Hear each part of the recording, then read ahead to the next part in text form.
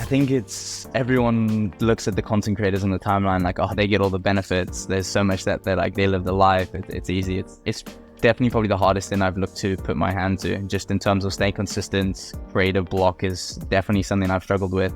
Especially that's why the podcast is a great thing, because like, it's easy to kind of keep consistency and keep pushing stuff out. But when I was trying to write threads or when I was trying to do different angles, the creative block is like a mission in itself. You know, a lot of people talk about, you know, real job. And I definitely understand the argument that content creation, like, it's not a real job. Like, you have your own hours and flexibility and things like that. And I feel incredibly privileged to have that. And so I certainly agree with that take in some capacity.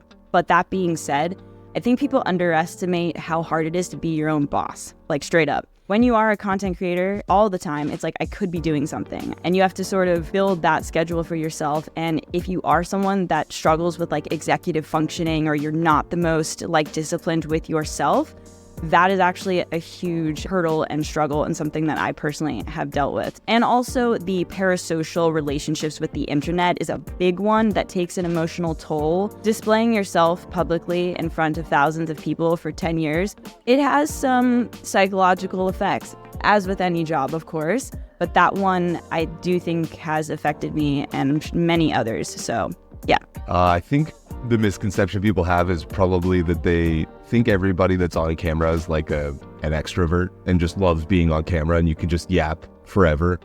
In reality, I think most of the best content creators are actually introverts, and they're really particular about sort of like their image and the way that they're portrayed and stuff. Like Casey Neistat fits into this category beautifully. Like, he is awkward and like hard to talk to, but man, whenever he puts his mind like creating a narrative and crafting the right shots and doing all that, like it's beautiful. It's unbelievable because he's so self-aware about what he's doing step by step. A lot of times the extroverts can be great on like live improv kind of media. People are surprised to find out I'm an introvert, and I actually get exhausted being around people, but I also, you know, enjoy it to some extent.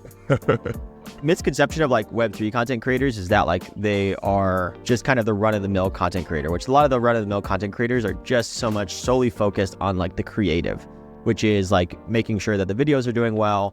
And they usually hire agencies or somebody to be able to come in and like help them kind of do the business and facilitate. I think the Web3 content creator is like very business savvy and also really cares about understanding the business of not just the project that they're working on, but also just the business of creating something out of like their content creation. So like a business around their content creation. Another thing is that like the misconception of like content creators is that like they're just like walking billboards or advertisements, and they're all the same. And I think that's something that consists of just like how I see communities and how I even see the people that follow my content. People like my written content more than they like my video content. And so it's just like having that understanding of the content creator comes with a whole bunch of context. Usually a lot of the projects, blanket statement on everybody's just like, well, they're a content creator, you should make a video of X, Y, and Z, and therefore do the deliverable.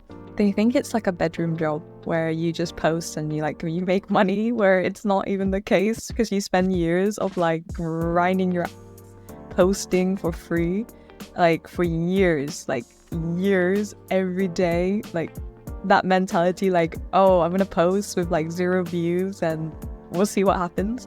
And then when you actually finally do start getting like some sort of like awareness from people think like, oh, she just posts and then she makes like a ton of money. But like behind the scenes, like especially video creators, that's why I really respect, you know, like Caleb and Luke, because I see how much effort their videos take, and I'm also a video creator, so I'm like, I know behind the scenes like what we do, and people would just think like, oh, that can be done within like 24 hours, which is so not the case. Like, it takes days, you know, it's a really high lift. So I really appreciate everyone in the space making videos, and like, we see you, we know like you're working really hard behind the scenes. I think probably a misconception that most people have is that like going viral is the thing that you need to do to sustain a career being a content creator. It's obviously great if you have moments like that, and you probably will have moments over time where like videos do really well, and that's really nice. Like, that feels good, like feels like your peers are, you know, approving you, and stuff, but actually there's plenty of people who've gone viral who then haven't had the consistency or the creativity to be able to sustain that with lots of different ideas to keep going. So you see, like, and I think the algorithms now feed that the wrong way. Like TikTok's a good example of that way. You can see someone who blows up, gets millions of views, and you go on their account and you're like, oh, they must have like millions of followers. But no, they had kind of one idea that blew up and then they struggled to sustain it. So I think the hard misconception is that actually like going viral, okay, is part of it, but the hardest thing is being able to consistently make content over and over and over again and grind out the other moments to create some of the virality, and actually going viral shouldn't probably be the goal because it's not very sustainable.